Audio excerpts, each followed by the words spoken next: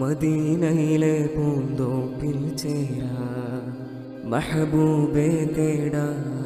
ഞാൻ മനതാരിലെ നോവെല്ലാം നീക്കാനായി മദ്ഹിന്റെ വാതിൽ തുറക്കാ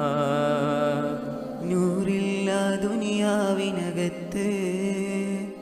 ഞാനല്ലേ ഇരുളിനടിത്തട്ട് അങ്ങിന്റെ കാരുണ്യത്തട്ട് റഹ്മത്തിൻ ബഹ്റാഴത്തട്ട്